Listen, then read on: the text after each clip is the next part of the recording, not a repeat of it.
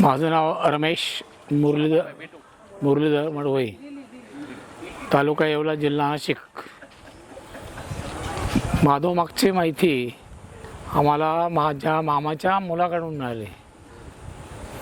मामाचा मुलगा आहे नगर जिल्ह्यामध्ये, मी आहे नाशिक जिल्ह्यामध्ये. तर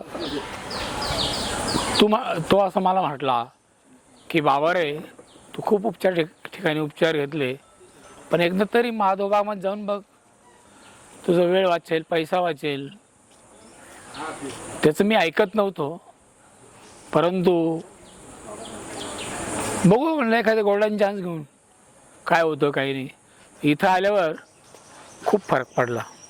कशामध्ये चालण्यात फरक पडला, झोपेत फरक पडला, खाण्यापिण्यामध्ये फरक पडला, वजनामध्ये फरक पडला. वजन खूप होतं माझं, 68 वजन होतं, आता 62 झालं एका आठवड्यामध्ये.